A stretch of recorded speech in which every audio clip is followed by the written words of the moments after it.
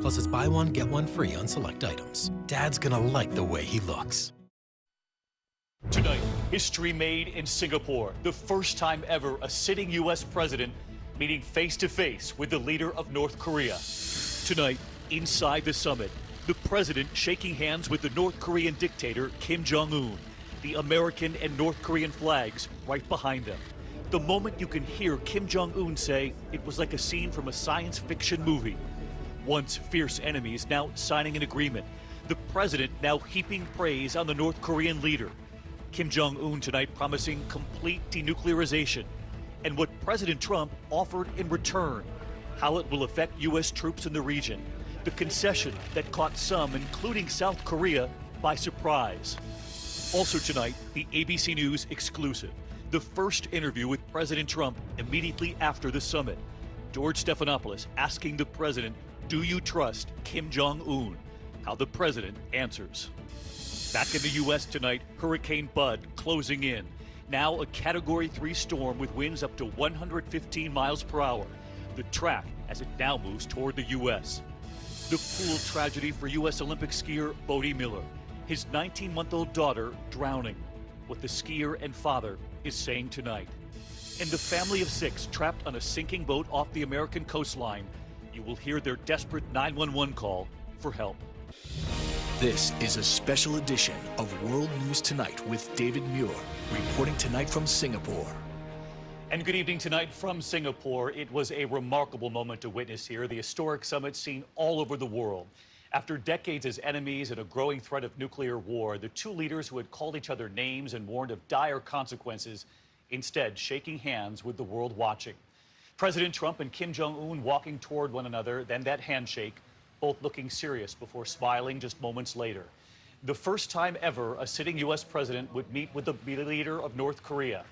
First sitting down one-on-one before meeting with a larger group and walking together. The president saying after the first meeting that the two already had an excellent relationship. At one point, President Trump showing Kim the presidential limousine called the Beast. But it was this moment that seemed the most unlikely of all. Both men sitting down and signing an agreement. President Trump promising Kim Jong-un security, and Kim Jong-un promising complete denuclearization. Tonight, we take you inside those moments. ABC's chief White House correspondent Jonathan Karl here in Singapore, leading us off. With a wave and a fist pump, President Trump headed home today, confident the biggest gamble of his presidency has paid off. It was a moment impossible to imagine until it actually happened. Nice to meet you, Mr. President. Kim Jong-un himself said it was like a scene from a science fiction movie. The stern faces didn't last long, dissolving into smiles, even laughs, before they went inside for their first meeting. We will have a terrific relationship, I have no doubt. Kim proclaimed an historic turning point. The old prejudices and practices worked as obstacles to our way forward, he said, but we overcame them all. Watching it unfold, it was easy to forget for a moment that these two men not long ago had been ominously threatening nuclear war. Mr. President, how's it going so far, sir? Very good. What do you think? Very, very good. Excellent relationship. Thank you. He even showed the North Korean dictator his car, the armored limousine known as the Beast. Mr. President, did he agree to denuclearize, sir? We're starting that process very quickly. Very, very quickly. Absolutely. How quickly is unclear. The two leaders signed a joint agreement, big on goals but short on specifics. President Trump promising security guarantees for Kim, and Kim declaring his, quote, unwavering commitment to complete denuclearization of the Korean Peninsula. Thank you very much. It's fantastic.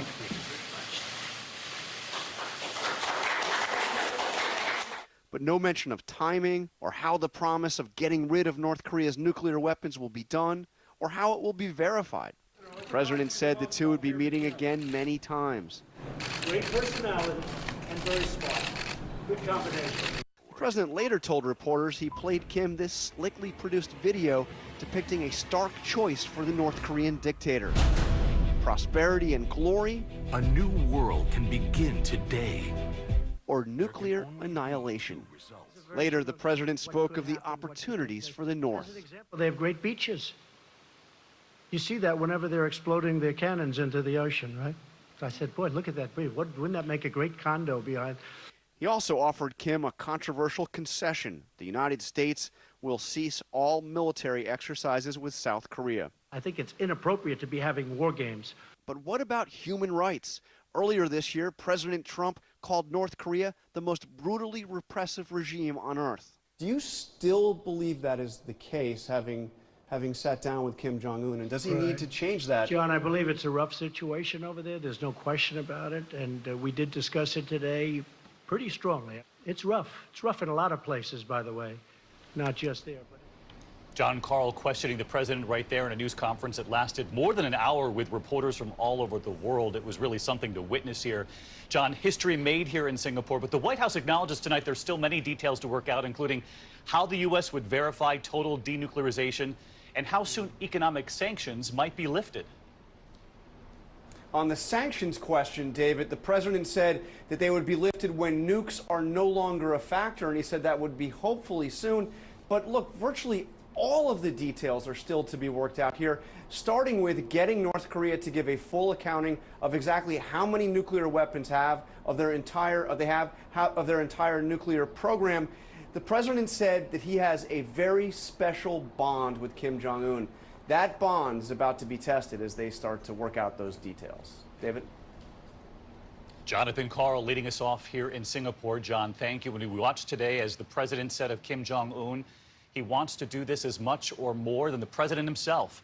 But the world tonight must now reconcile the man who has now agreed to denuclearize with the brutal dictator who killed his own uncle, his half-brother, and it's believed countless others to hold on to power. And after unleashing more missile tests than his father and grandfather combined, can the president trust Kim Jong-un? That's precisely what George Stephanopoulos asked him when he sat down with the president right after they signed that historic agreement. So we saw you sign the agreement right in this room. You also said you just developed a special bond with Kim. Describe that bond. well, it's been a very intense day, and as you know, we discussed things over the last few months. You did. You've spoken with him before. I have spoken. Yes, I have spoken to him. I've spoken to a lot of his people. And so we've developed a pretty good relationship in terms of getting something done. It got done. I think it's a terrific document. It's a starter, but it's a terrific document. What other kinds of security guarantees did you offer? Did you put on the table? Well, we've given him, I don't want to talk about it specifically, but we've given him, he's going to be happy. His country does love him. His people, you see the fervor. They have a great fervor. You say his people love him. Just a few months ago, you accused him of starving his people. And then listen, here's the rub. Kim is a brutal dictator. He runs a police state, forced starvation, labor camps. He's assassinating members of his own family. How do you trust a killer like that? George, I'm given what I'm given, okay? I mean, this is what we have, and this is where we are, and I can only tell you from my experience, and I met him, I've spoken with him, and I've met him, and this was, as you know, started very early, and it's been very intense. I think that he really wants to do a great job for North Korea. I think he wants to denuke. It's very important. Without that, there's nothing to discuss. We're starting from scratch. We're starting right now. And we have to get rid of those nuclear weapons. How do you trust him, though? Is he willing to change? Do you believe he's changed? Well, you know, over my lifetime, I've done a lot of deals with a lot of people, and sometimes the people that you most distrust turn out to be the most honorable ones, and the people that you do trust, they are not the honorable ones. So we are starting from a very high plane. We're starting from a very good relationship. This has been a very big day in terms of the world. I think it's been maybe a lot of people are saying it's historic. We're all calling it historic. Yeah, even my enemies are calling it historic. But a lot of people look at Kim Jong-un and say there is no way he is ever giving up those nuclear weapons. That's why he survives. That's why he was in this room today. Well, I think we have to disagree. Otherwise, I wouldn't be here. Or I would have respectfully, you know, I would have shaken his hand. I would have said, listen, I'll see you sometime. But I wouldn't have had any interest. No, this was very important. It's in the first paragraph, and it says complete, total denuclearization. You trust him? I do trust him, yeah. Now, will I come back to you in a year and you'll be interviewing? I'll say, gee, I made a mistake. That's always possible. You know, we're dealing at a very high level. A lot of things can change. A lot of things are possible. He trusts me, I believe. I really do. He said no other president could have done this. I think he trusts me, and I trust him. George Stephanopoulos with the president. George asking the president how will they verify that Kim is getting rid of his nukes, and the president telling George they will be working very closely with the North on that. The president later saying they will allow inspectors in, Americans included. But there was something else the president revealed today, a military concession that the U.S. will halt joint military exercises with South Korea, and that came as a surprise to the South. The president describing those exercises the way North Korea does, as a, quote, provocation. ABC's Bob Woodruff tonight reporting from Seoul, where they were not expecting this. Shortly after saying goodbye to Kim Jong-un, President Trump phoning up the leader of South Korea, President Moon Jae-in playing a major role in the summit.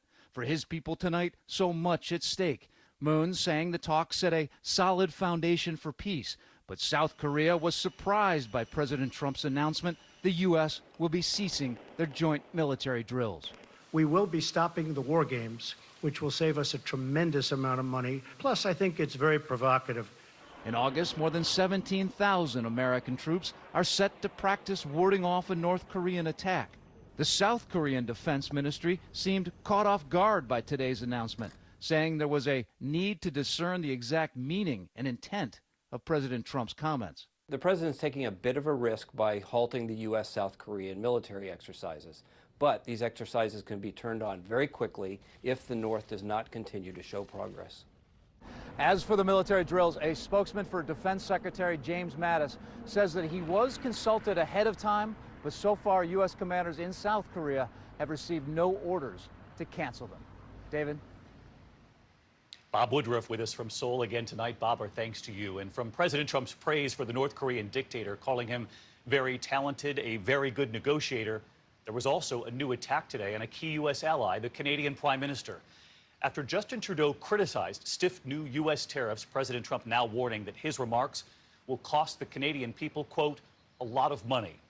Well, tonight here, Trudeau is now reacting, and here's ABC's chief global affairs correspondent, Martha Raddatz, also in Singapore.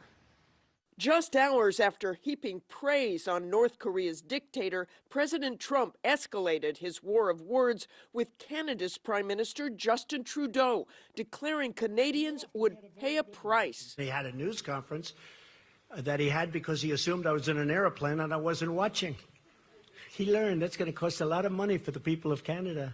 The president infuriated by Trudeau's comments after the G7 summit, Trudeau vowing to retaliate with tariffs on American goods after Trump refused to budge from his plans to hit American allies, including Canada, with stiff tariffs on steel and aluminum. Canadians were polite, were reasonable, but we also will not be pushed around.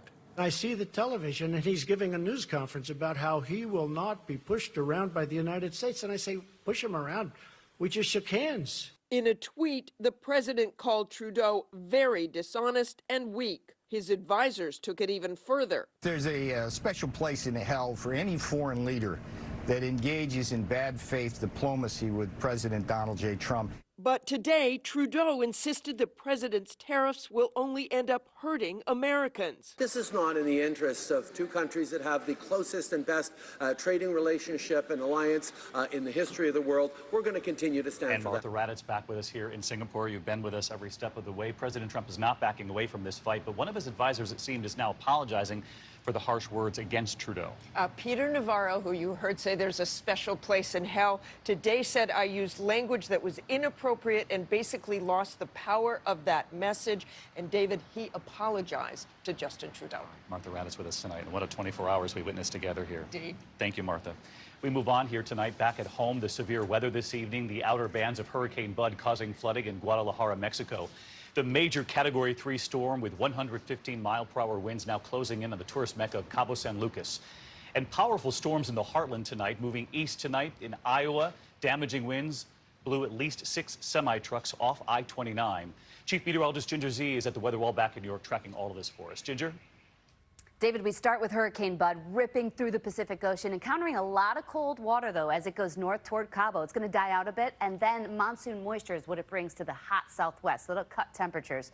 As far as severe storms, on our Wednesday, you got to watch out from Rochester, New York, down to Pittsburgh. David? Ginger, thank you. A federal judge has given the green light tonight to the merger of AT&T and Time Warner. The $85 billion deal combines Time Warner's programming resources